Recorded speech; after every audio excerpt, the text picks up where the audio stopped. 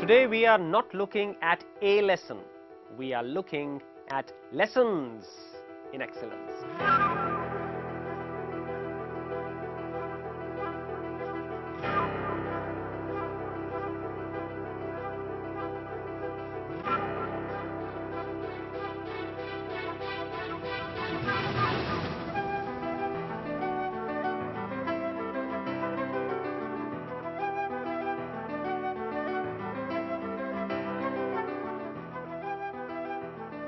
Hello and welcome to another lesson in excellence. Today we will retrace our steps to the good old university days, this time looking with a different set of glasses. We are talking about your company as a university. Learning is a way of life at Infosys, and a young breed of professionals are taught to live life the Infosys way through continuous training programs at the Infosys Leadership Institute. These tailor-made programs are conceived and administered by top management, led by Chief Mentor N.R. Narayanamurthy. Infosys also focuses on nurturing the budding professionals to become brand ambassadors through its internal communication program In Sync. And the Infosys Toastmasters Club, founded in 2000, provides an informal platform to innovate and experiment. All of this learning contributing to the $545 million of Infosys' revenues in the US. Clearly, a university with a difference. The company as a university. Now, what I want to understand is every situation in life is a teacher. Are you using it in that sense, or is there something in a company which is special, which makes it more of a teacher than my relationship with my parents, for instance? You know, the first time I heard that stated very clearly was in a company called Cow Corporation. In India, I think Cow Corporation is not very well known, but in Japan, Cow is seen as one of the most creative companies in the Nikkei index, always features in the top 5, ahead of companies like Canon or Honda or Toyota or others we know more about. Outstanding company. It's in the same business as Procter & Gamble or Unilever. In fact, in that industry, many of the innovations actually come from Cow, whether it's super concentrate detergents or shaped diapers. Cow, outstandingly innovative company. Mr. Maruta-san, who was the president of Cow, who really built the company to what it was, his statement was, we are not in the business of toothpaste, we are not in the business of cosmetics, we are not in the business of soaps, we are not in the business of diapers. What we are is we are in university. And not placing it second to the business goals, but saying that's the primary goal of the company. That's the primary identity of the company, businesses follow. What does he mean by that? Yeah, what does he mean by that? What he says is, in today's world, the real source of competitive advantage in any form is the speed and quality of learning that a company possesses. Above everything else, that's the most durable, most important source of competitive advantage. If you really believe that, then where would you go for a model where you say learning is the primary source? University. So that's both as a metaphor and as a way of organizing and managing the company. I would say to some extent that's McKinsey too. But just staying with the Cow example, now we understand that there is one company in which information is just literally freely available. Now in a competitive world where industrial espionage isn't really a fancy term, it does happen.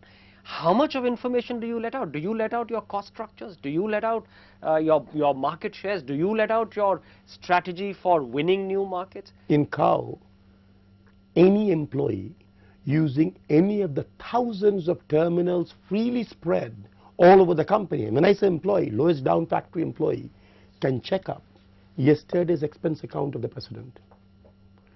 And the point they say... No, but that's expense account of the president. But yesterday's shipments from every factory, yesterday's sales from every retail outlet. Now, there are some things, do they get access to the latest formulation of a particular fragrance? No, they don't. They don't need it. That's not the information they need. So there are a few things like that which nobody needs. But what is required for knowledge to flow easily is a democratization of information. And just about anything. And their point is, competitors, okay, competitors can pick up some information. He says, in today's world, any information is obsolete as soon as it is available. What will, and tell me, if today TVS and Bajaj Auto and Hero Honda exchange each other's strategic plans, do you think it will make a difference? Can Hero Honda immediately do something based on Bajaj Auto's strategic plan, or can Bajaj Auto do something? I think we have much of the secrecy is in the minds of managers, and by keeping it secret from each other, what they do is inside the company, the people they keep it most secret from are their employees. Then information becomes a source of power, and that immediately prevents this process of learning, this process of sharing, by preventing the competitor, by doing everything in this assumption some competitor will pick up. They prevent best practice transfer internally. And that's the core logic of companies and university. Democratize information, learning is the main source of advantage. Geeta, practical in the Indian context, being done in the Indian context? Absolutely. Infosys has learnability as the key core competency of recruitment. Means if they're hiring, if the person they're hiring has learnability, they recruit, they keep the person. But let's leave Infosys aside for a minute, because in IT it's almost a given that unless people keep updating their knowledge, the company is going to become obsolete. And that's really about the skills of an employee. But, so let's take a hardcore old economy company. Yes. Which is Reliance, let's say. Petrochemicals is not a new business. Trucking is not a new business. And what do you see at Jamnagar? Jamnagar needs coal. It needs all kinds of bulk items. So it needs a lot of lorries.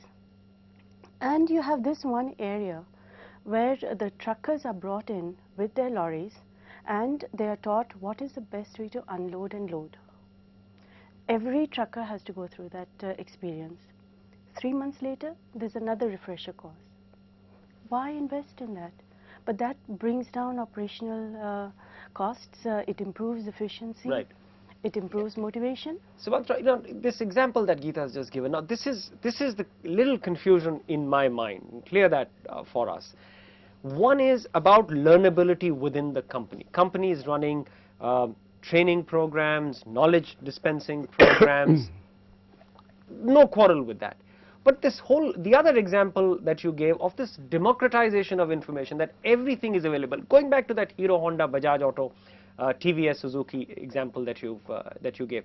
Now, clearly, some information the companies want to keep with themselves. Are they going to be launching an 86cc bike, creating a new product niche?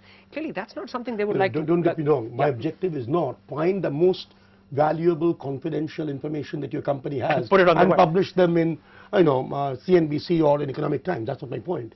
My point is, in having this approach to information, what you do is you deprive your company of all the benefits of learning.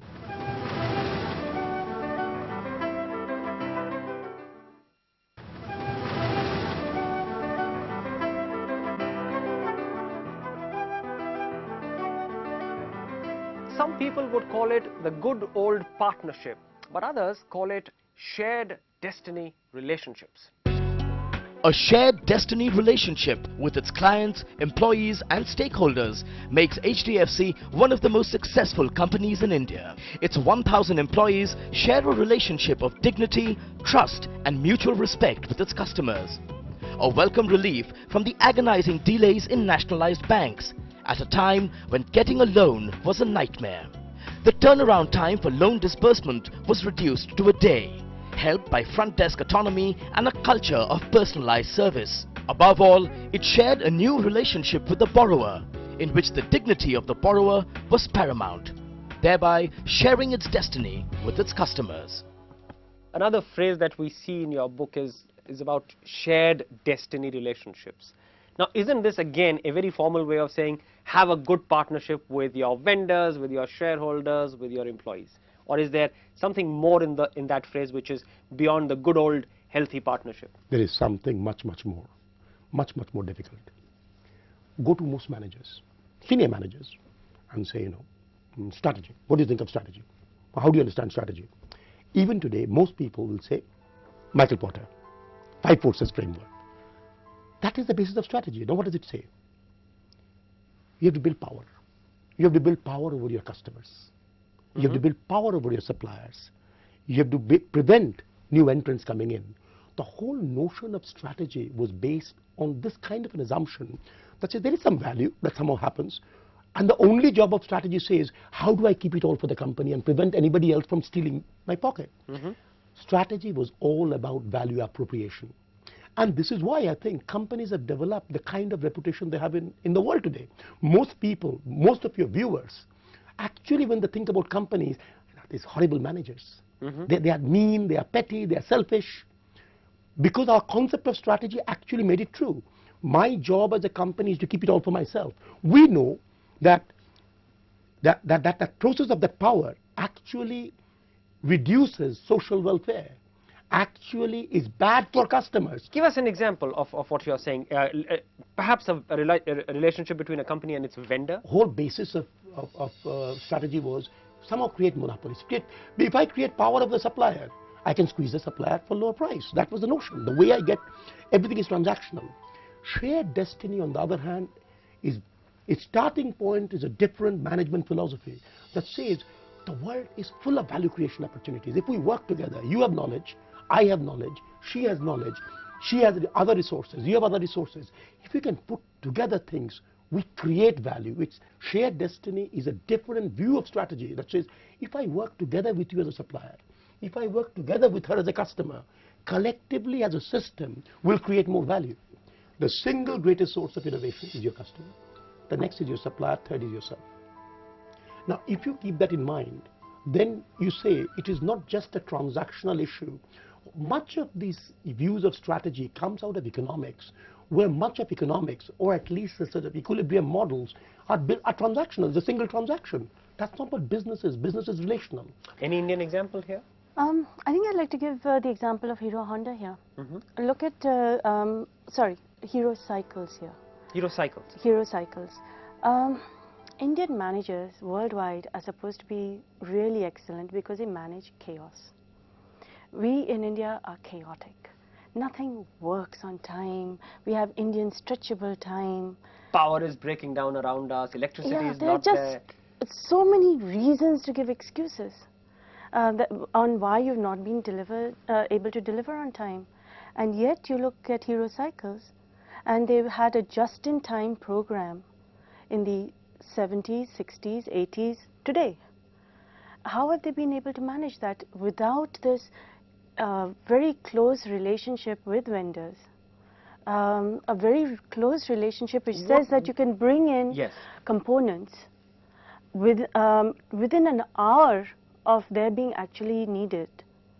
And they're paid on time, and they're paid well, and they absolutely bring it in. It keeps inventory of components low, and when you're the world's largest single cycle manufacturer, that's a lot of inventory working capital that you're actually saving. So it's very tangible. The benefits are very, very tangible. Well, that then is shared destiny relationships. Let's take a break, and when we come back, we'll be in the wrap-up frame of mind for this series.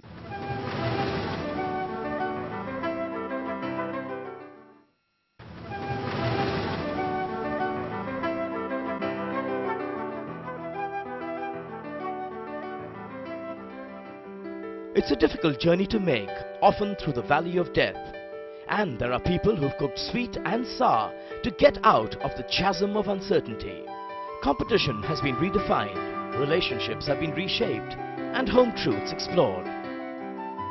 Some change the smell of the place, and some align for growth. Some live in mediocrity, while others excel. Facts have been revealed, new horizons have been explored, new mantras professed. It's a journey that Indian companies have traced through the decades. It's time to look beyond and create new history, new lessons in excellence. Well, Sumantra, we've done this fairly long journey with both of you. We've seen lessons in excellence, we've seen the Indian story, we've seen the international examples that you've given. Where to now, Indian companies? I think we have talked about many operational things. How do you go global? How do you reduce costs, sweet and sour, all of that. I think both the opportunity and the challenge for Indian managers, the really big one, is well above any of these operational things, important as these operational things are. I think the world of business globally is truly at a point of inflection. There is a huge change going on. And those changes are always times for shifts. And that's the opportunity. What's the change? Now, I recognize that it's, it's self-serving on my part. I'm a business school professor. Of course, I will say everything is changing. But beyond that, from everything I have seen, I do believe there is a change. The world created a model of business, almost the early part of the last century. Came out of the United States. We actually in India call it professional management. And I as a young employee of Indian Oil Corporation, was exposed to professional management. That was the model. At the heart of that model, it was not just a matter of structure, it was really a management philosophy. I hate to use the word philosophy in business, but it is Lord Keynes who said, every living practitioner is a victim of a dead theory. I believe management today, worldwide, is a victim of a dead theory. That's the theory that was created. It labeled professional management. At its heart was strategy, structure, systems. What does a manager do? Creates a strategy, builds a structure, ties them together by systems to deliver performance. A top-down view. At its heart of strategy, value appropriation. Find a way to keep everything yourself. Don't let things go away. At the heart of structure was command and control. That gives predictability, that gives discipline. People do what they are told. At the heart of systems was make people replaceable parts. People are idiosyncratic. People do all sorts of strange things. Company, we need predictability. Create systems so that today you may be there, tomorrow she may be there. My systems are such. Doesn't matter. Strategy, structure, systems. What I see in the most successful companies of today is a fundamentally different leadership philosophy built around purpose, process, people. Not strategy, not focusing on how do I extract most value from everybody, but rather creating a sense of purpose, a vision, a set of values. What does the company do to the world? Why does it exist? Not structure, who reports to whom, all that. Yes, of course you need a structure, but much more. How do I build entrepreneurship as a process? How do I build integration as a process? How do I build renewal as an ongoing process? And not systems to make people as replaceable parts, but a real focus on people that says, what I will achieve is help you become the best you can be. I think this is the real challenge of Indian managers, Indian companies, and the real opportunity, because the purpose, process, people philosophy is actually very akin to who we are as a people, to our history, to our culture, much more akin to many of the people from whom we are borrowing. And I see a danger. What's happening in India is that strategy, structure, systems is broke. Companies around the world are paying the price for it. And yet many companies in India today importing that as American or Western or whatever. Whereas they are abandoning that and moving to purpose, process, people, where we have a great advantage. That's, I think, Indian leaders, the real issue is to develop that courage, to recognize the strengths that we have as a people, as a country, and to adopt this invigorating philosophy built around purpose, process, people. Interesting, you've talked about purpose, process, people. You said Indians have this innate ability to you're virtually saying that we are sort of born with it as a culture, as a legacy, as again, it's in our DNA. Is it in our DNA? Are we people who share? Are we people who are happy with other success? There is that counter theory which says the famous Indian crab theory, always trying to pull the other guy down. You know, for Geeta and me, the process of research behind writing Managing Radical Change was actually extraordinarily pleasant, extremely joyful.